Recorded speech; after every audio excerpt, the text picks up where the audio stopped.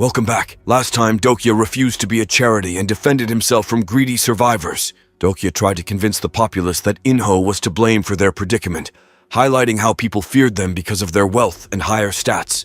As tensions rose, Dokya pointed out that there were fewer survivors, and he questioned why none of Inho's gang had died during patrol. Chaos ensued as people asked how they would gain money if they killed someone. Dokya used the situation to his advantage, emphasizing the flaws in Inho's plan. With the scenario heating up, Huiwan, infused with newfound power, stepped forward as the judge of evil. She executed her formidable skill, obliterating Inho and his gang. Though weakened, she found solace in Dokya's support. As the scenario progressed, Dokya's squad gained new allies, including Huiwan, the judge of evil. However, Mr. Han mysteriously vanished. Together, they ventured to their next destination, where Huiwan kindly shared some coins with Dokya. As he questioned the reason behind the sharing, she explained it as their fair share, though Dokya believed he had received the most coins due to his combat prowess. Armed with his coins, Dokya spent 4,400 of them to enhance his stats, raising his strength and capabilities.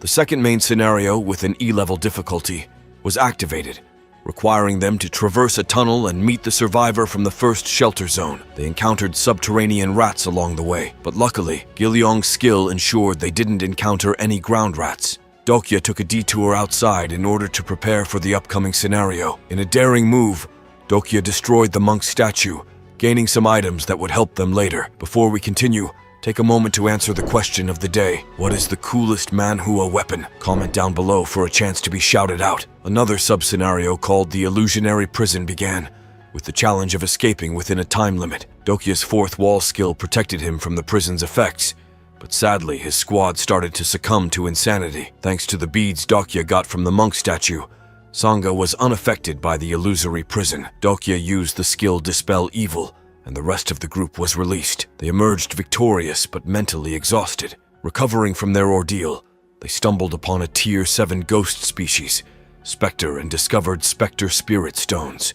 Gilyong, however, suffered from severe headaches, prompting Dokya to reflect on the traumatic experiences they had encountered thus far. Doubts arose about their readiness for future fights. Just then, a girl named Ji-hee Lee, a lone survivor from Taipeng Girls' High School, appeared. Dokya recognized her as a primary character from TWSA and checked her character profile. To their surprise, she had become a scarred sword demon after killing her close friend. Dokya realized her presence was the reason for Jung Hyuk's arrival in Chungmuro. With Ji-hee leading the way, they reached Changuro Station, where the third main scenario was underway. Ji-hee's fierce nature frightened those who dared to mock her. Dokya inquired about Yu Jung-hyuk, but she didn't believe him when Dokya said they were companions. Determined to find Jung-hyuk, Dokya met another boy. This boy revealed his connection to Yu Jung-hyuk, sharing a story of how Jung-hyuk had saved him from monsters and became leader of their group. Curiosity drove Dokya to explore the room mentioned by the boy, which turned out to be a green zone. He aimed to discover what Jung-hyuk was doing differently this time. As they approached, they noticed a gathering of people. Dokya suspected the 10 evils might be present, and Gilyong impetuously invaded someone else's property, triggering a level 3 militarized zone activated by Gong Pildu. Gong Pildu demanded 500 coins from the boy, threatening to set all the turrets on fire. Dokya stepped forward, engaging in a conversation with Gong Pildu's henchmen, proposing a personal meeting to collect the coins. As Dokya called Gong Pildu and asked him to claim the coins, the supporters were left shocked and uncertain of their future. Gong Pildu was casually flipping through a magazine when Dokya sauntered in, claiming to have important tasks to complete. Dokya, always curious, couldn't resist checking Pildu's character profile. Surprise! Pildu turned out to be the leader of Chungmuro's landlord coalition. Avoiding any conflict with him was highly recommended. Dokya had a favor to ask: permission for him and his friends to enter the green zone, but Pildu wasn't letting them off easily. He demanded 500 coins each day. Dokya, being the resourceful guy he is, offered some valuable intel about Yu Jung-hyuk. This caused an eruption of rage among Pildu's gang. In the original story, Dokya was engaged in a full-scale conflict with the landlord coalition. He lied that Yu Jung-hyuk was his loyal companion, with whom he had faced countless life-and-death situations.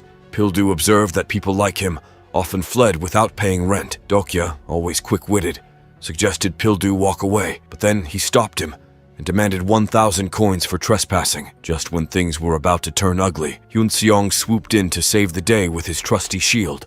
And guess who appeared? It was Yoo Jung-hyuk.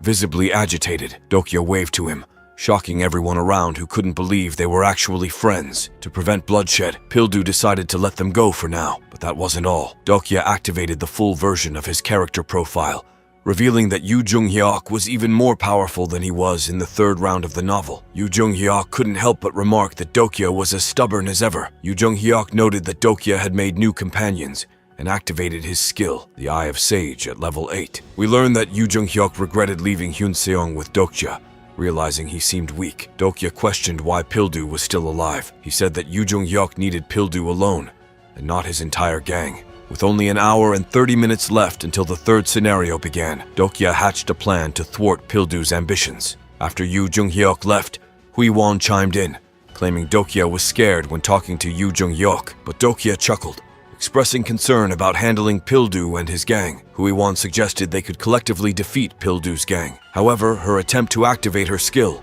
Time of Judgment, was thwarted. Dokya, being the strategist he was, believed that the Time of Judgment talent could only be used against evildoers.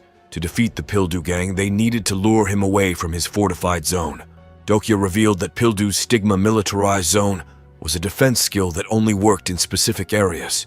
To Dokya's surprise, Pildu had everything he needed in his green zone: blankets, food, and even a chamber pot. He suggested they start looking for a space, and just like that, the third main scenario, the green zone, began. The clearance condition was to occupy a green zone and survive the monsters that emerged every midnight. With only 1 hour left until the scenario activated, Dokya informed them that the rules were simple. They had to occupy a green zone before others, and could even steal other players' zones. Chaos ensued as people rushed to claim a green zone, resulting in battles and bloodshed. Dokya advised his team to find a room that could accommodate them. He warned them that the rooms varied in size, so they had to split up to search for a suitable space. Dokya chose to go alone, while Sangha and Hyun Seong teamed up, and Hui Won and Gilleong partnered together. They agreed to meet back if none of them found a room. Time was ticking, and there were only 30 minutes left until the scenario started. Unfortunately, Dokya's squad couldn't find any available rooms. Feeling the pressure, Dokya presented them with two choices. The first option ensured their survival as a group, while the second was riskier and could result in someone's death. Opting for the second choice, they put their trust in Dokya. He explained that Hyun Seong, Sangha, and Hui Won had to rush toward the monsters while they swarmed. Dokya gallantly carried Gilleong on his shoulders, while the other three sprinted toward the demons. As they fled, a wall turned green, and Hui Won tapped it, revealing a private area called Refuge of the Brave. It was their very own green zone. The monsters attacked, but Dokya swiftly dispatched them. According to Dokya, there were only 2 hidden zones on line number 3. The Dokaibi imposed a penalty for the scenario. Partial green zones were deactivated, and a boy in the restricted zone was killed by the monsters. Gilleong couldn't help but wonder why Dokya wanted to assist them instead of going solo. With a lift and a smirk, Dokya revealed that he had read a novel where the protagonist's decision to work alone went horribly wrong. Determined not to fall into the same trap, Dokya never intended to be a protagonist himself, yet he couldn't stand by and let Gilleong perish. In a moment of desperate courage, Dokya activated his powerful bookmark, known as Number 1. With lightning speed, he sprinted and leaped, narrowly escaping the clutches of the ferocious beasts. Meanwhile, Yoo Jung-hyuk found himself in a L green zone that could only accommodate 2 people. Dokya knew Jung-hyuk, who could survive without a room, and asked to make space. Initially hesitant, Yoo Jung-hyuk finally agreed to take the kid along, but not Dokya. As Dokya's power reached maximum capacity, the monsters struck with all their might. Yoo Jung-hyuk, wearing a grin expression, declared that Dokya would die. Dokya just grinned and said that he would never die, as he was swallowed by the horde. Unbeknownst to their enemies, Dokya had swallowed Spectre's spirit stones during his journey to Chubgmuro Station. This granted him temporary invisibility, transforming him into a ghost-like being. The monsters were left bewildered as they searched for their elusive prey. In the midst of the chaos, a curious girl approached Dokya, asking who he was. With a flick of a skill, Dokya activated his character profile, revealing the legendary prophet Anna Croft. Dokya claimed that Anna had the ability to enter people's consciousness and transcend spatial limitations. Puzzled, Anna questioned how Dokya knew her. He reminded her of their previous encounter when he sent her the Ichthyosaurus nucleus through an auction house. Unfortunately, Anna couldn't see his future when the effects of the fourth wall skill began to resurface. Assured that they would meet again, Dokya's connection to the fourth wall was restored in full force. He became immune to the illusionary prison that once threatened him. Dokya woke up, bringing joy to his squad, and inquired about the scenario's progress. Dokya's concern shifted to Giliong, standing alongside Yu Junghyuk as he rushed to greet his friend. Dokya passed out again. After awakening from his slumber, Dokya found himself surrounded by Huiwon and Sangha. Bihyong's incessant demeanor caught his attention, so Dokya swiftly attended to the pending notifications. He became the second player to achieve Eternal Dawn by enduring a night in Cheongmuro without a green zone. With 22,650 coins in his possession, Dokya felt relieved to have gathered enough. Dokya couldn't help but feel disappointed by the lack of information regarding hidden green zones on the fourth day. However, his spirits were lifted when Hyung-seong inquired about his well-being. Dokya expressed his gratitude for having him by his side, feeling safe and reassured. Hyun-seong's radiant smile filled the air as Dokya devised a plan to uplift his teammates' spirits. In an upcoming operation, Hyung-seong's attribute would blossom while defending everyone from invaders. All of the group gathered together to cheer up the sullen Hyun-seong. After complimenting him, they managed to get his attribute to be ready to blossom. Giliong informed Dokya that Jihye was on the first basement floor, prompting him to visit her. Jihye greeted him with her blade. Dokya calmly requested that she put her weapon down. He needed Jihye's help and informed her that today they would confront Pildu and his gang. As Jihye grinned, Dokya's understanding of her character deepened. He double-checked if his squad was prepared because tonight's events might be riskier than before. With only 5 hours remaining until the third scenario initiated, Dokya urged them to act before the Landlord Coalition. He assigned Huiwon and Saga the task of escorting Giliong to Platform 4. Hyun-seong was worried, but Dokya reassured him that Huiwon was the central figure in this operation. Together they ascended the stairs, where Pildu's supporters were tormenting a defenseless girl. Hyung-seong pleaded for her release, leaving the goons astonished. The blossoming of Hyung-seong's attribute had already begun. To further enhance their chances, Dokya invested his coins to boost his stats, worth a fiery 20,450 coins. Dokya and Hyung-seong launched a fierce counterattack against the goons, catching Pildu's attention. With the activation of Hyun-seong's stigma, Great Mountain Push Level 1, he sent Pildu's gang flying. Dokya fearlessly infiltrated the heavily guarded private property. Pildu's militarized zone retaliated, launching an attack on Dokya. Thinking quickly, Hyung-seong handed his shield to Dokya, enabling him to evade the onslaught. Broken Faith once again proved its effectiveness, saving Dokya from harm. His stamina had reached level 20. Amidst the chaos, Dokya ordered Hyung-seong to destroy the surrounding green zone. As B's attributes continued to blossom, Dokya declared that the purpose of this operation was to elevate Hyung-seong's quality. In his eyes, Hyun-seong was the strongest supporting character in TWSA, unmatched in power when utilizing his skill. Inspired, Hyung-seong activated the stigma, Great Mountain Crush Level 1. The ground split apart as chaos erupted in the green zone. Pildu lay injured, but amidst the chaos, Dokja wore a satisfied grin. Sangha and Huiwon, following orders, unleashed destruction upon the smaller zones, sparing only those belonging to Pildu. Dokya couldn't help but admire his companion's determination. Jihye took down the green zones with 5 MN capacity, aiming to eliminate Pildu's goons. But just when things seemed to go right, a bounty hunt assassination with a difficulty level C appeared. The prerequisite for clearance? The constellations of channel hashtag 3642 had set their sights on Incarnation Kim Dokja. Hyung-seong urged him to take cover, but Dokya merely smirked. The destruction of green zones in Cheongmuro brought about a renewed scenario. With all green zones eradicated, they had to endure a relentless onslaught of monsters.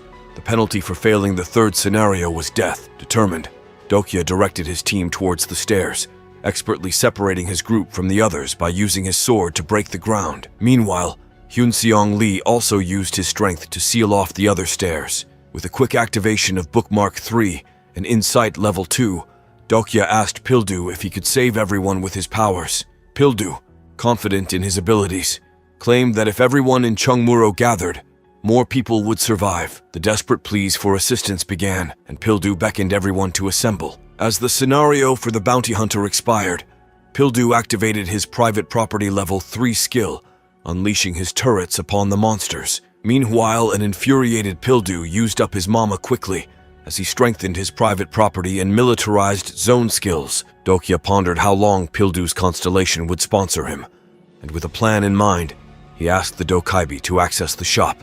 Investing 5,000 coins, Dokya became a gold member of Dokaibi's shop, purchasing a mana recovery potion and a support contract. Dokya teased that such a contract might turn the employer into an employee. Pildu's constellation sought assistance from other constellations, and Dokya seized the opportunity. He offered Pildu's constellation a contract, promising to give the recovery potion to Pildu. With the contract signed, Defense Master agreed. The Dokaibi was shocked by Dokya's audacity, but he believed in the power of deals. To Pildu's dismay, the Defense Master agreed to review Dokya's contract. Pildu, bleeding profusely, received a flask of recovery potion from Dokya, quickly recovering his mana. Furious, Pildu was commanded to resume fighting, with a stern warning from Dokya to behave among his friends. Hyunseong was instructed to give a potion to Pildu every 40 minutes, ensuring his safety. Concerned for Yu Jung-hyuk's well-being, Dokya revealed that he was in danger during TWSA, having faced the hidden dungeon in Cheongmuro 8 times, failing twice and succeeding 6 times. Dokya emphasized the importance of approaching death as a regressor, but it seared down their mental capacities. Dokya announced that the regressive would die today. To clear the hidden scenario, they had to defeat the master of the cinema dungeon. Stepping into the cinema, Ji-hee questioned Dokya's motives for saving Yu Jung-hyuk. Dokya simply replied that Yu Jung-hyuk was useful, his presence necessary to prevent regression through death. Searching for Yu Jung-hyuk, they stumbled upon unfamiliar men, only for them to disappear in a beam of light, leaving everyone stunned. Suddenly, Dokya's squad was shot by a projection beam, transported to Jurassic Park. Dokya confidently declared that they were now inside a movie, much to Gilleong's surprise. Spotting a giant insect, Ji-hye moved in to attack, but Gilleong intervened, grabbing the creature. Delighted, Gilleong gave Dokya a surprised look. Explaining that Gilleong was making friends with the creatures, Dokya announced the arrival of a Tier 7 monster.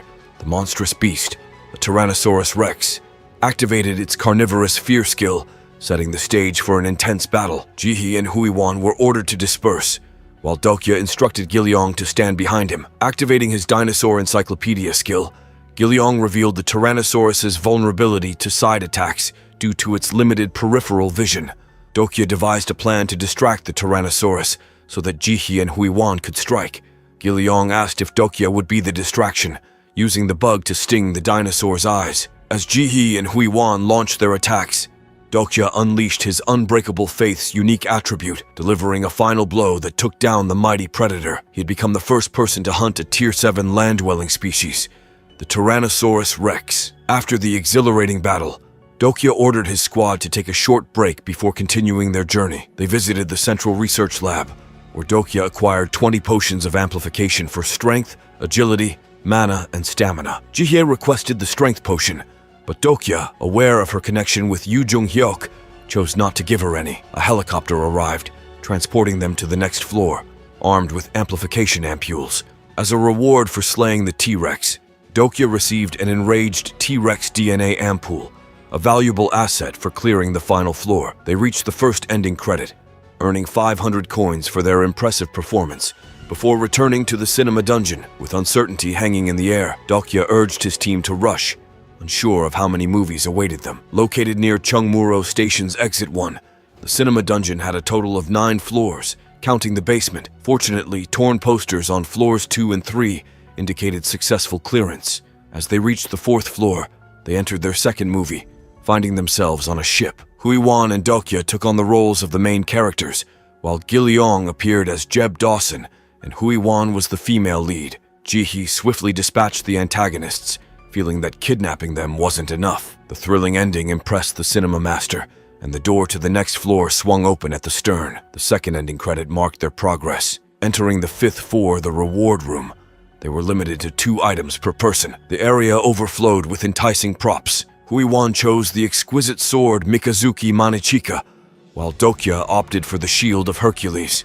Gilleong claimed a thorn Mjolnir, despite it being a replica, as it possessed tremendous power. Dokya adorned an image of the reinforcement armor suit, providing sturdy protection for his entire body. Their mission to find Yu Jung-hyuk led them to search for intact signs amidst the ripped posters. A beam of light guided them back to a ship, but other ships launched an assault, Shielded by the shield of Hercules, Dokya inquired about General Sun Shin Lee. He wondered if they could win the Battle of Myeongyang without him. In a heartfelt moment, Dokya called out Jihee's name. With tears in her eyes, Dokya inquired about Jihee's well-being. The weight of her past actions weighed heavily on her as she remembered the friend she had once betrayed. She was cowering in the corner. Dokya assured her that he was no different, relying on his knowledge of characters to survive. Together, they fought fiercely against the intruders, giving them a tough time. Dokya questioned whether Jihee truly desired death, but she wiped her tears and expressed her will to live. Jihee unleashed her sword, her Ghost Fleet Level 1 stigma activated, and with a confident smile, she remembered how she had assisted Yu Jung-hyuk channeling Admiral Lee's legendary maneuver. Jihee's powerful stigma transformed her into a formidable naval commander. She fearlessly engaged the invading forces in combat, skillfully smacking them off until the last enemy ship met its watery demise. The thrilling conclusion left the cinema master thoroughly impressed, even earning Jihee their appreciation. The bounty situation was resolved, rewarding Jihee with the naval warfare stigma for successfully completing the scenario. Dokya was astonished when he received the stigma Sword Song, knowing it would greatly aid him on the treacherous 8th floor. Sensing Jihee's fatigue, he urged her to rest as they ascended the stairs. Armed with his coins and ampules, Dokya significantly boosted his stats. Together, they entered the 8th floor of Fahrenheit, where they encountered Yu Jung-hyuk, standing with his back turned. With a mischievous grin, Dokya confidently walked up to him and playfully slapped him off, only to be perplexed when he realized Yu Jung-hyuk hadn't reacted. Curiosity led Dokya to check on Yu Jung-hyuk, only to remember that he had met his demise in the cinema dungeon during his 8th regression stimulation. The cinema master, sitting on a nearby bench, revealed himself as Yu Jung-hyuk's killer in TWSA. As if controlled by the cinema master, Yu Jung-hyuk began to become enraged. Dokya urged him to calm down. However, Jung-hyuk unleashed a devastating force palm, causing severe injuries and damaging his reinforced armor suit. In a fit of rage, Hui-won leaped forward to attack Yu Jung-hyuk, but he skillfully knocked her aside. Activating his level 2 skill, the 100-step fist, Yu Jung-hyuk sent Hui-won flying. In the midst of the chaos, Dokya shouted a warning to Jihee,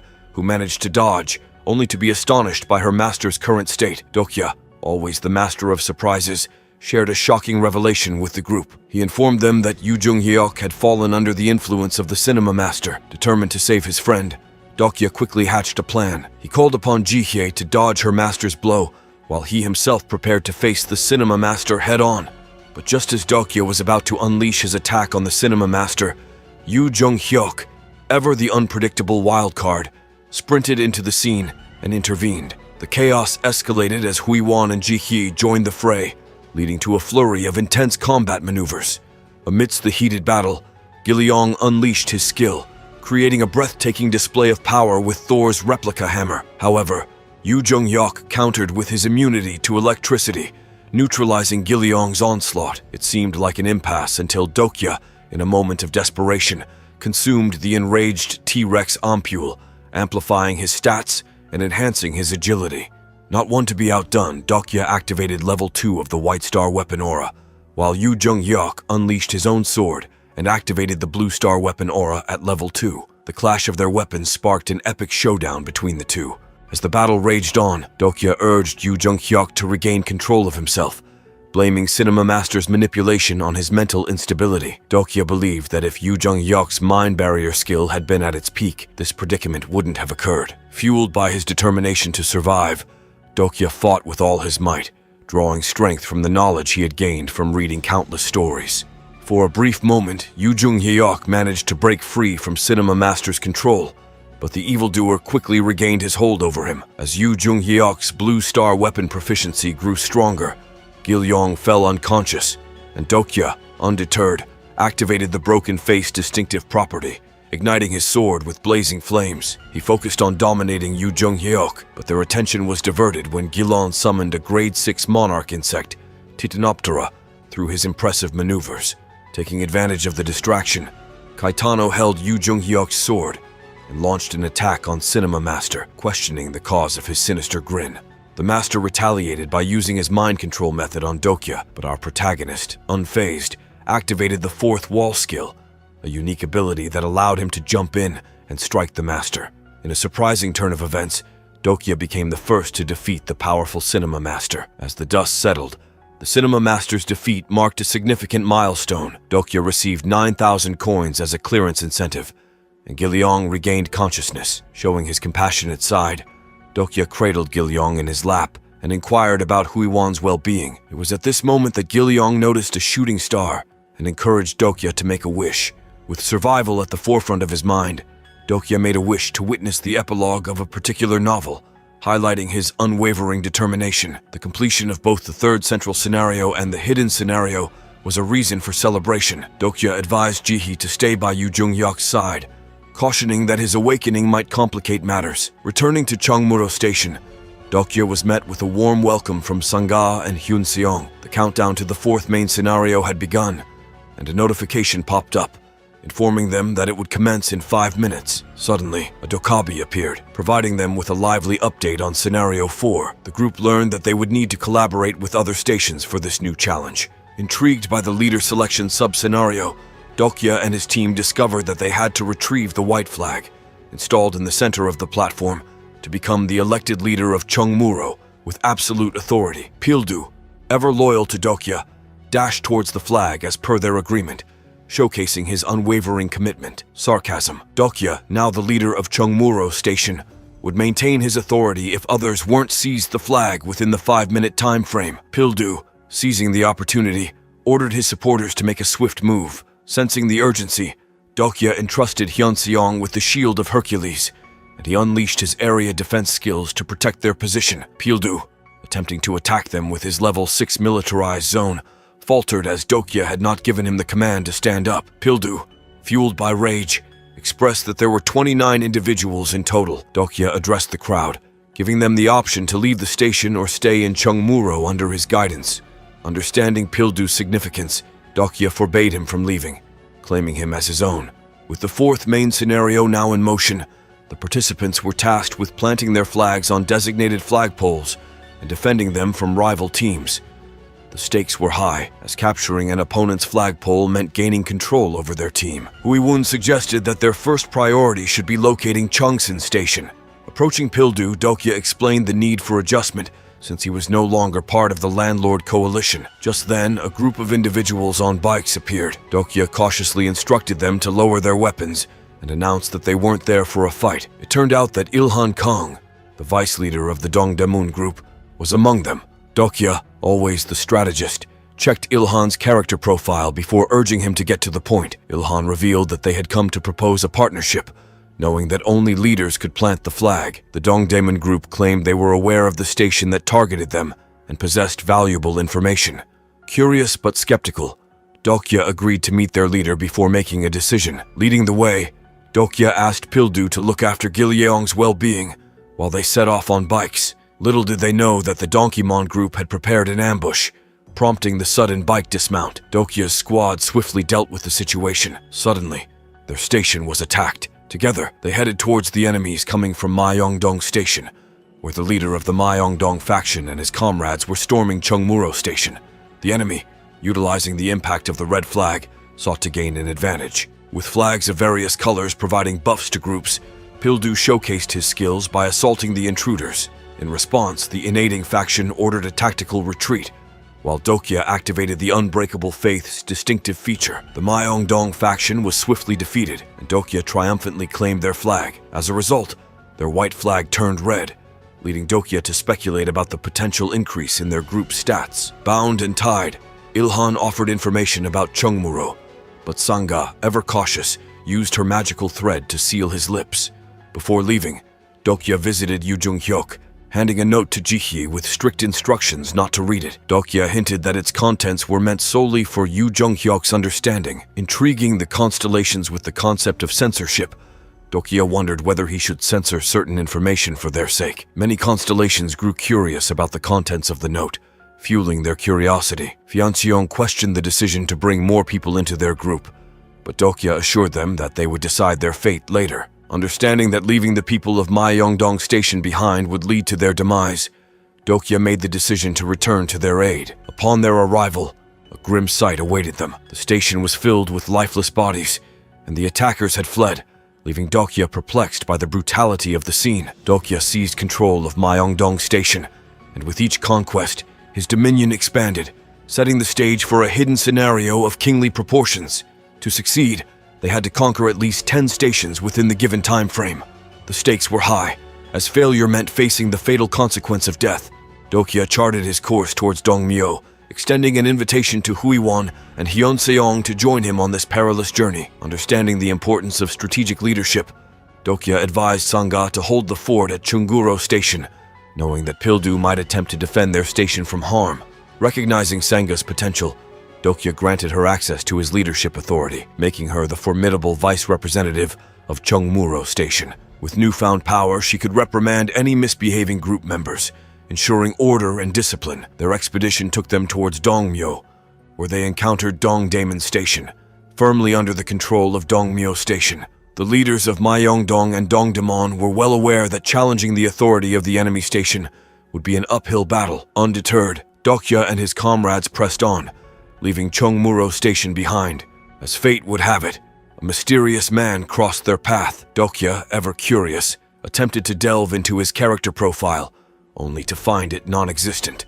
However, Dokya's fourth wall-breaking ability nullified the skill the man tried to use on him. Mistaken for Yu Jung-hyuk, Dokya exuded confidence, believing that this enigmatic figure had already read Tusa. Little did he know, this man was the vice representative of Dongmyo Station, ready to guide them to their next destination. Dokya, never one to mince words, urged the man to abandon Dongmyo Station, resorting to a threatening posture with his blade at the ready. However, a member of Dongmyo humbly requested Dokya's presence to meet their leader. Pledging not to cause any harm, Seongguk Lee escorted Dokya to their leader's room. Awaiting them was a young boy named Dong-hoon, donning a distinctive blue flag. Dokya's curiosity piqued as he attempted to access Dong-hoon's character profile. It became apparent that Dong-hoon was under a powerful hypnosis spell and struggling with social anxiety. To Dokya's surprise, Seongguk revealed that Dong-hoon had been a puppet leader, manipulated by others. Eager to learn more about Seongguk and his knowledge of the future, Dokya expressed his admiration for him. In a reassuring tone, Seongguk emphasized how this future Cowledge would aid Yu Jung-hyuk in his regression, mentioning a prophetic book of revelations containing glimpses of the past, present, and future. The mention of Tusa sparked Dokya's interest, prompting him to inquire about the whereabouts of this book of revelations. Seongguk regretfully revealed that the book had been damaged, but they had memorized fragments of its contents. Seongguk identified him as the 9th renouncer, signifying the order in which he stopped reading the Book of Revelations, also known as TWSA. Dokya forced Seongguk to kneel as a test of loyalty and solidifying Dokya's stolen identity. However, their discussion was abruptly cut short as Huiwan poised to attack a member of the Stayan and leapt into the air. Later, the man being attacked by Huiwan along with Seongguk kneel and apologized for causing trouble. Eager to gather more information, Dokya attempted to access the new man's character profile, but found it unregistered. Soon after, the new man requested Dokya's permission for a private conversation with Seongguk. Intrigued, Dokya decided to invest 2,000 to acquire an enhanced hearing skill, allowing him to eavesdrop on their secretive discussion. Later, Dokya wondered about the true nature of the renouncers as Min Seob claimed to be the 1089th renouncer. Curiosity piqued, Dokya inquired about the number of renouncers in existence. To his surprise, there were a total of 48 renouncers, each with their own agendas and affiliations. Excited by this revelation, Dokya made a significant decision, investing 350 to activate the unique feature of his navy flag. Now, he could communicate with his fellow groupmates in a chat room after the events at Dongdaemun and Chungmuro. With a total of 5 stations under his control, Dokya asked about the possibility of acquiring the rights to Chongsin Station.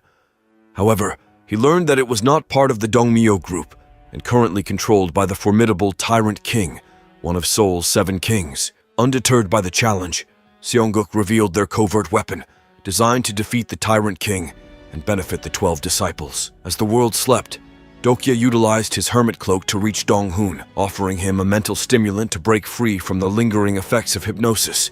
Dokya assured Dong-hoon that he wasn't there to seize his flag, but rather to be friends. In a surprising revelation, Dokya disclosed his own struggles with social anxiety, establishing a unique connection with Dong-hoon. What will happen next? Find out in our next recap of Omniscient Reader's Viewpoint. Don't forget to like and subscribe for more recaps.